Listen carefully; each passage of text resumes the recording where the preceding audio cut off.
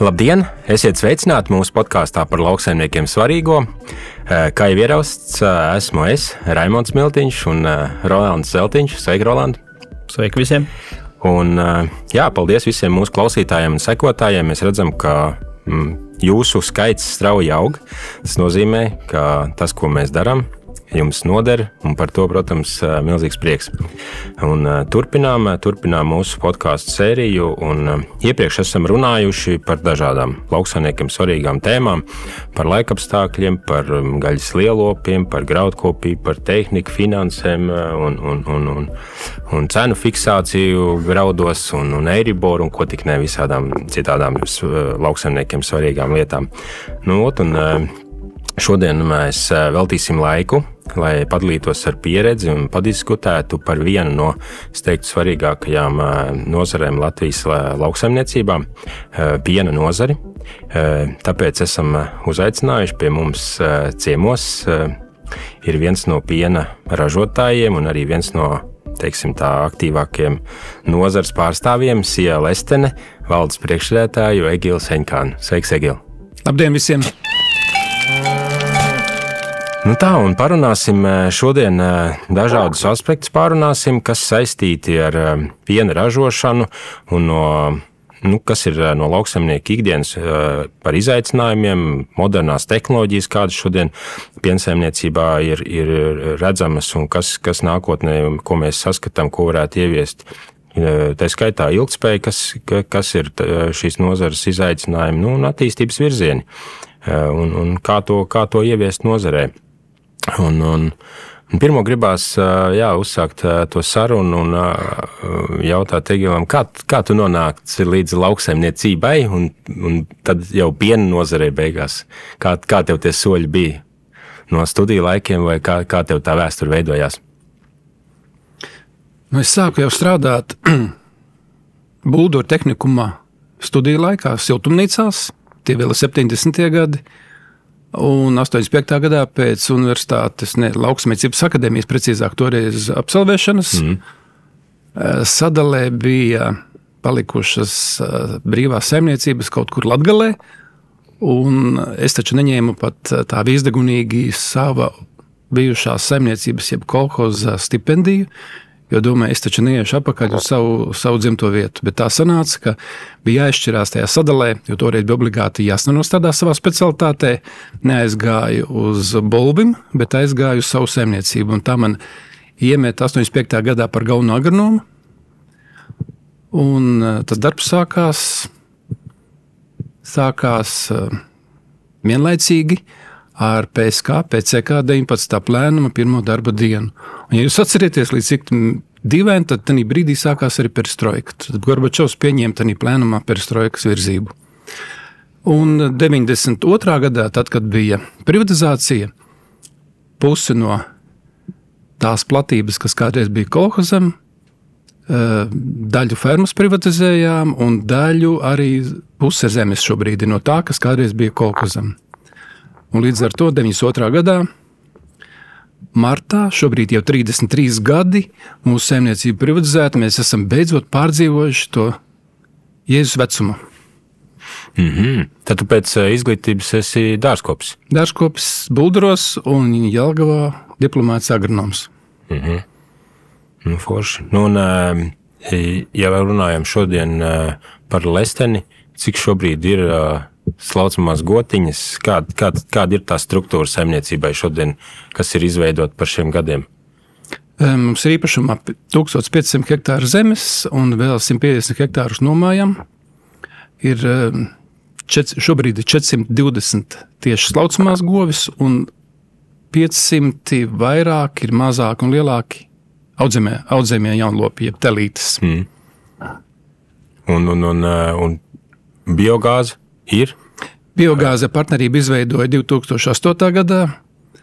Partneri izstājās ārā, un tad nākošais partneris ir īpašnieks bija tāds specifisks, ka man bija labāk savu daļu pārdot, nekā katru dienu ar viņu cīnīties.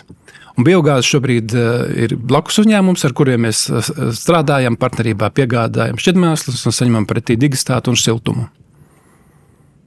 Labi, un ja runājam par izlaukumu, kā tev ir attīstījies par šitiem, cik tev ir 30 vairāk gadi, ja?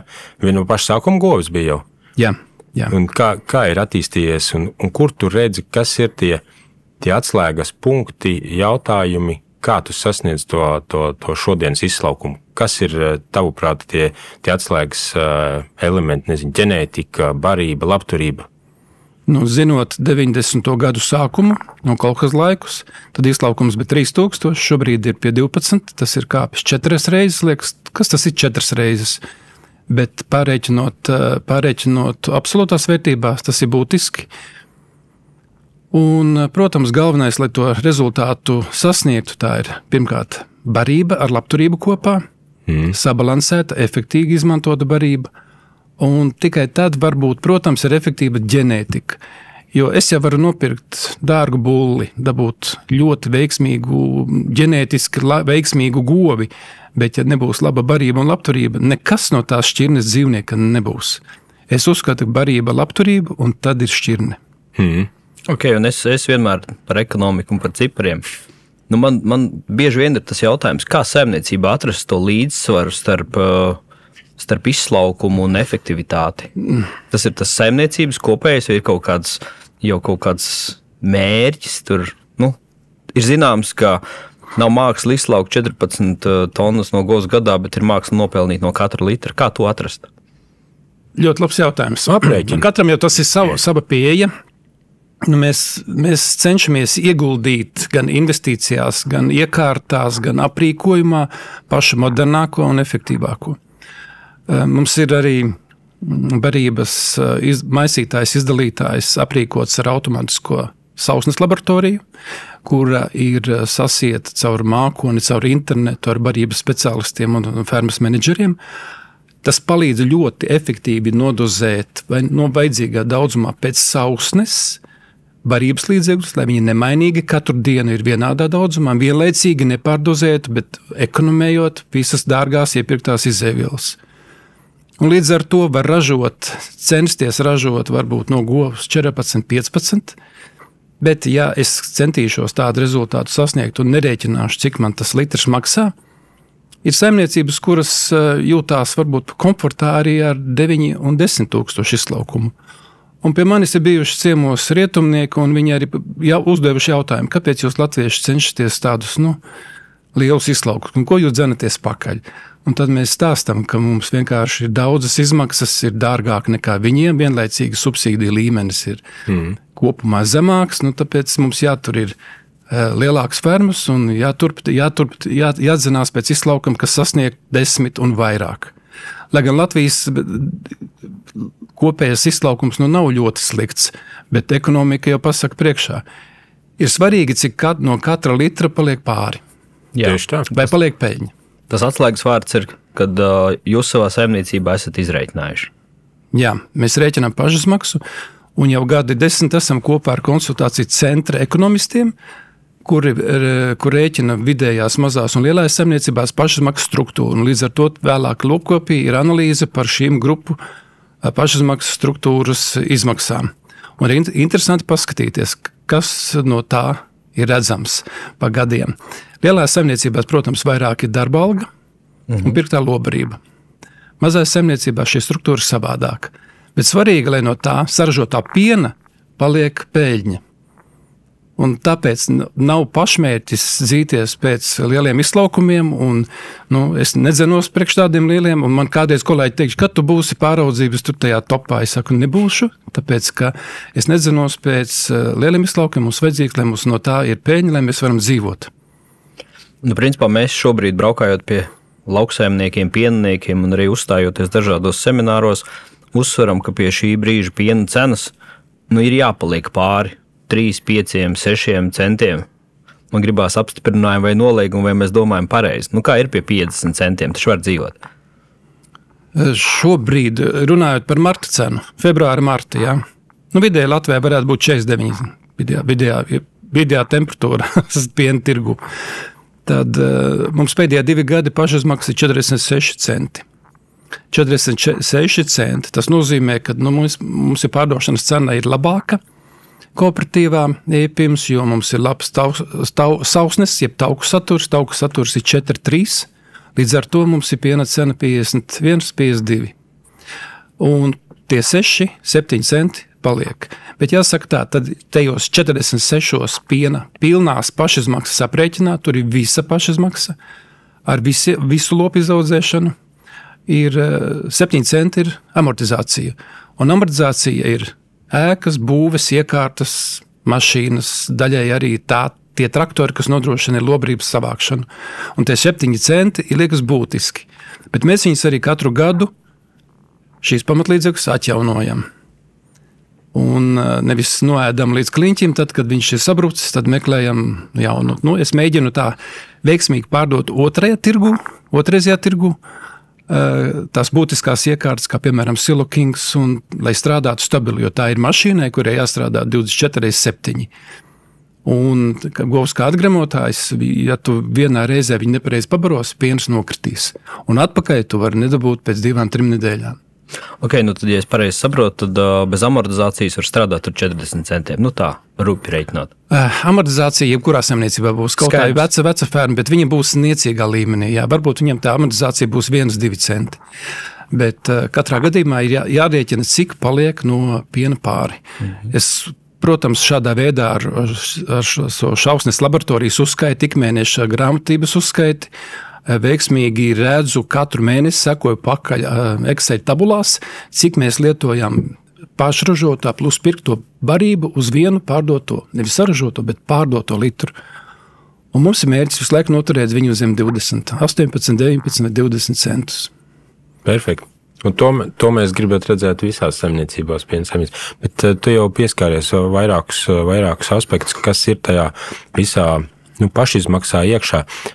Viens no ļoti, ko mēs redzam daudzās saimniecībās, ceļš tādās lielākās saimniecībās, ir darba spēks, kas sastāv diezgan lielu izmaksu pozīciju. Ja? Cik tev fermā ir? Tu minēji, ir kaut kādi 420 slaucamās govs, tad plus visi jaunlopi, tad ir kaut kur ap zem 1000, ja? Vai 1000, jā. Kaut kur 1000, jā. Cik tev interesanti šajā tieši piena lopkopība tajā sektorā, cik tev ir darbinieki tādi pilnas slodzes? Ja nerēķina traktorists, kas gatavo barību, tad ir 14 cilvēki. Tas ir māju darbs, tie ir menedžeri un lopkopēji. Slaucēji mums vairs nav, jo mums ir automātiskā robotizētā slaukšana. Ok, jūs 1014. Bet tas ir ar visiem maiņa, tas nav ikdienā. Ja tas ir jau, viņi maiņās. Tur ir maiņās. 2 dienas strādā, 2 brīvas. Jā. Okay. Labi, un ko tu esi paskatījies, ja paskatāmies tagad kaut kādus 5-7 gadus atpakaļ, kurās pozīcijās un vai tu esi aizvietojis ar kaut kādiem intelektuāliem, tur telefoniem, gadžetiem, aplikācijām, aizvietojis darba spēku. Tev ir kaut kādas pozīcijas, tur atnešanās, ziņošana, apsēklošana, kaut kādas tādas lietas tev ir jau ieviestas saimniecībā? Varbūt vēl kaut kas? Protams. Aktivitātes mērītāji mums jau bija pirms gadiem 12, 13, bet pēdējā gada laikā jau strādājam vairāk kā gadu ar Lelī automātiskās laukšanas robotiem, kuriem ir komplektā Horizon programmatūra, kur arī sasieta kopā ar mākoni un sasieta kopā ar telefonu. Man arī telefonā ir šī Horizon programma. Es varu redzēt katra robota sniegumu, dažādu barošanas un fermas uzturēšanas rādītājus, parametrus nedēļas garumā, un atkarībā no atļautās pieejas, vai tas ir vetārsts, menedžeris, vai es tikai ko varu paskatīties, ir individuālāk par katru govi pat. Un interesanti tas, ka, teiksim, es varu būt pat atvinājumā ārpus Latvijas, es to redzu katru brīdi, šie dati tiek atjaunoti tik pa dažām minūtēm, un otrs ir, ka menedžeris, kas man ir lopkopības nozares vadītājs, viņš attālināti var ļoti operatīvi iedarboties uz robotu darba spēju. Tas nozīmē, ka no robota nāk ziņas, no robota nāk zvani, un līdz ar to tādā veidā tu vari ļoti attālināt un efektīvi to pārvaldīt. Un šīs jaunās tehnoloģijas, kas ne tikai tas Siloking ar sausnes sensori, ir modernas, efektīgas, un viņas patiek jauniem cilvēkiem. Bet jāsaka tā, gados vecākiem, nevienmēr. Jo tā ir tas sindroms, kad cilvēki jau vairāk gados, viņiem drusku savādāk domāšana, viņi necenšas kaut ko jaunu mācīties, jaunu pieņemt, kaut kādas izmaiņas, tam līdzīgi. Un tāpēc mēs arī varam teikt, ka esam tādā komandā, kad es esmu bišķi to sistēmu tādu uzlabojis, ka mēs varam to nodrošināt. Es varu, teiksim, mierīgi divreiz ziemā kaut, teiksim, aizbraukt atvaļinājumā pa nedēļai. Un es zinu, ka ferma funkcionēs bez manis. Gadus 10 vai 11 atpakaļ es to nevarēju. Super. Prieks dzirdēt, jā, ka ir jauninājumi, un es aicinu, kas mūs klausās, arī ņemt piemēru un ieviest savā saimniecībās, jo redzam, ka tas strādā. Jā, un tas samazina pašizmaksu. Jā, un ko es varu teikt par šo, tā nav reklāma, bet par šo horizontu programmu viņa ir ļoti advancēta, jo viņa ir tik komplicēta. Tur var izvilkt ārā pārskatus un veidot tabulas un reportus tādus, kā vajag ikdienā. Bet ir dīvaini, kad servisa kompānija saka, ir saimnieks, kuram ir viens robotiņš, un viņš ir laimīgs, ka viņam nav jāiet 4 jāceļās uz slaukšanu. Bet viņam tā analīze par dažādām ganāmpulku, jeb fermas, efektivitātes pārvaldības lietām, izpaliek. Bet tā ir dažādi pieeja. Bet viņš ir laimīgs, ka viņam vienkārši nav fiziski vairs pašam 4 jāceļās un jāiet slaukt. Tas ir tas pats, kad mums ir arī tā nav iPhone reklāma, bet ikdienā mēs telefonu arī no viņa tām funkcijām, ko viņš piedāvā, tur izmantojam varbūt tur 20% tikai. Tas arī bija mans otrais, uz ko es gribēju pavilkt to stāstu. Kas ir tās lietas, kurās nevajadzētu investēt, kas ir ieinvestēts un ko neizmanto? Labi, tas, ka mēs telefonā izmantojam tikai kaut kāds 20% no tām visām iespējām vai mašīnās vai dažādās citās ierīcēs. Ir kaut kas fermā tāds, ko esi nopircis, pamēģinājis un saproti, ka tas nestrādā, ka tas ir tikai reklāma? Tie paši dažādi piestūmēji, visādas lietas ir. No kā vajadzētu izvairīties, vai nav nekas tāds? Ziniet, ir jāpajautā droši vien citiem kolēģiem, pienniekiem, vienalga lauksemniekiem, kā konkrētā tehnoloģija iekārta strādā. Jo firmas jau vienmēr savus pagonus spodrinās un savu mantu reklamēs. Tas ir skaidrs, jā. Bet ir vienmēr niansītas, kurās, esam paši vienkārši domājuši, pamēģinām aiziet, bet īstenībā ilgtermiņā viņš nenostrādā. Tas nav tikai iekārtās, arī ir dažādi materiāli, ko var pielietot fermās, ja? Un tas nozīmē, ka ļoti ir jāpaklausās apkārt. Vispirms pajautāt apkārt, vai ir labas atsauksmes no citiem. Bet tad, kad, teiksim, ir dažādas lietas bija iepriekšējos, pirms 10 un cik gadiem apakaļ, tā informācija bija maz. Tad, kad es 9. un 10. gadā tiešām par šīm lietām domāju, tad informāciju varēja iegūt tikai ārzemēs pamatā. Tad Latvijā praktiski nebija jauno tehnoloģiju. Šobrīd jaunas tehnoloģijas jau ir daudz kas Latvijā, un lai cik dīvaini pie mums brauc mācīties arī ārzemnieki, jo rietumnieki, viņi baidās uzkrāt jaunas investīcijas, jaunas saistības uzņemties, bet mums nav kur sprukt. Ja mēs kaut ko iegādāmies, mums ir jāizvēlās pats modernākais, efektīvākais, labākais, ko tirgus spēj piedāvāt. Bet, lai nekļūdītos, labāk tad painteresēties pie kā, ko kāds jau no tiem saimniekiem vai kaimiņiem ir strādājis. Labi, tu ļoti daudz esi ceļojis un tiešām pētījis arī, ja nemaldos, arī bija Amerikā, jā? Amerikā neesmu bijis, un Amerika īstenībā nesaista ne viņu hamburgeri, ne viņu dzīvesveids, viņi par Eiropu iesmēja, jo arī šobrīd tas notiek. Ne vispār, ne visi 100%, bet tā notiek. Bet Amerika man īstenībā nesaist. Man bija piedāvājums uz Ameriku braukt, es atteicos. Un tad man kolēģi vairāk uzdeva pretjautājumu, vai man ir temperatūra. Saka, 3,66 ir. Labi, bet tur, kur es tu bijis, ko tu esi tur paņēmis, ievies savā saimniecībā, no kā mēs varam mācīties, kas ir tās lietas, ko saimnieki varētu aizbraukt kaut kur iemācīties, un kā mēs izskatāmies varbūt pret tuvākiem kaimiņiem, lietuviešiem, igauņiem, ko mēs varam paņemt? Zinu kā, es teiktu filozofiski. Piebraucot jau pie novietnes, pie fermas, kā mēs sakam, lai ir kārtība ārpusē, lai ir kārtība fermā, ganāmpulkā un finansēs, ir viegli pateikt. Bet šī kārtībā jābūt visās vietās. Es esmu bijis Austrijā un Dānijā fermās, kur tiešām ir patīkami aiziet. Man kādreiz māsīts atbrauc ciemos uz pasākumu ballīti. Vasarā karstumā, garā kleitā, basām kājām. Viņa saka, es gribu uz fermu, vajagot zābakus. Saku, nevajag zābakus. Un mēs varam iztaigāt pa fermu bez zābakiem. Arī tādas fermas ir. Protams. To mēs redzam. Ja piebraucot pie saimnieka, ja tur pagalms ir sakopts un viss ir kārtībā, tad arī diezgan liela pārliecība, ka arī tajos finansēs viss ir kārtībā. Tā vajadzētu būt, jo tas ir kopā, tas tā kā ķēdes posmi. Jā. Un par finansēm runājot, es domāju, ka droši vien, ka to var iemācīties tikai laikam pats. Ja kaut kas interesē, es, protams, esmu atvērts uz informācijas dalīšanos, tā nav problēma, jo ļoti svarīgi ir, kā mēs to ganāmpulku pārvaldam.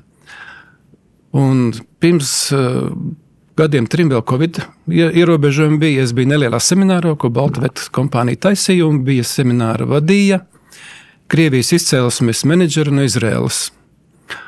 Un tas seminārs bija garš, pietiekoši garš, kādas 3 stundas, bet es sēdēju un domāju, es to visu zinu. Bet zināt ir viens, bet viņu pielietot darbā. Kā fermas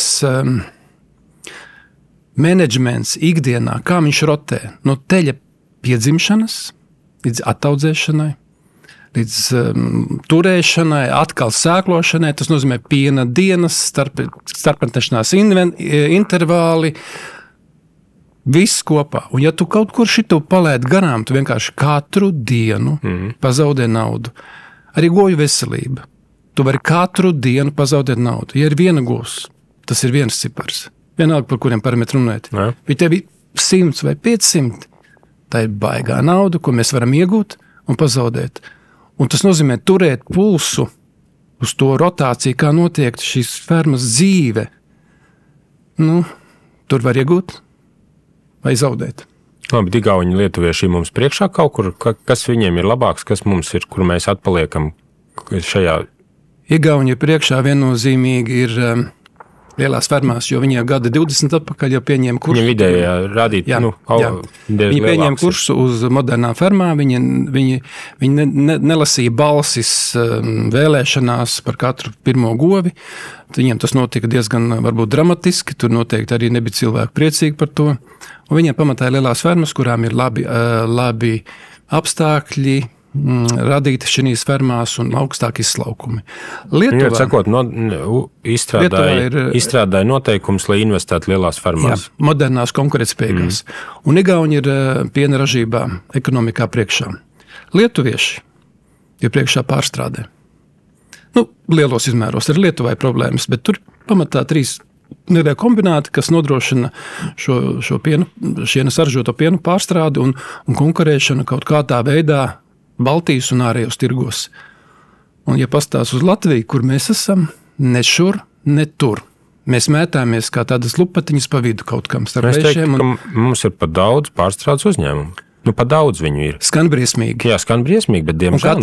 Katram ir tiesības dzīvot un konkurēt. Bet tas veikala plaukts jau nav no gumijas. Es pats varu teikt, man iet veikalā, man nevajag 10 sviestus vai 10 krējumu viena veida. Man pietiek tad 2, 3, bet konkurence liela. Līdz ar to šī pārstrāde ir maz ražīga, nosacīti varbūt ne tik konkurētspēja efektīgi, un līdz ar to arī viņi nespēja samaksāt par saražoto pienu fermeriem, un nerunājot par konkurēšanu vietējā tirgu Baltijā, jo Baltija uzskatām kā vienots tirgus, īstenībā mēs esam ļoti mazs tirgus, konkurēšanu ārējos tirgos. Var pastīties poļi, tā pati Mlekovita, es neesmu bijis, bet biju no mūsu kooperatīva Mlekovitā. Viņi pārstrādā dienā 3000 tonnas. Kopā ar holandiešiem viņi piedalās pasaules tenderos. Malači. Viņi arī dzīvo. Viņiem ir savs lots, viņiem ir šāda efektīva pārstrāde. Viss ir kārtībā, bet poļu fermas arī attīstās. Viņas bija ļoti maz un daudz, un viņas tomēr attīstās. Un Lietuvā arī pēdējās gados attīstās lielās fermas, bet īstenībā Latvijā ir tā, ka govju skaits iet mazumā, piena fermu skaits iet mazumā, atliek graudiniekiem iet vairumā, bet Arī graudavas biržas cenas neko labu nerāda. Nu jā, tā problēma, manuprāt, tie daudzie pārstrādes uzņēmumi, kur nespēja šodien vienkārši viņi strādā uz 50, 60 kā kuršu jaudu, un līdz ar to viņi nespēja konkurēt, kā tu saki, jā. Labi, lēnām ejam uz diskusijas beigām. Kas ir tavi nākotnes plāni, kur tu redzi, kur tu gribi, tavs virziens investīcijām, attīstībai? Kas ir, jo tev ir graudkopība, tev ir biogāze klāt, tev ir piensaimniecība, kur tu saskati, kur tu vari vēl modernizēties, attīstīties, investēt? Kas ir tās vajadzības vai tavs redzējums? Īstenībā investēts ir šajos gados pietiekoši daudz. Šobrīd ir jānomierinās.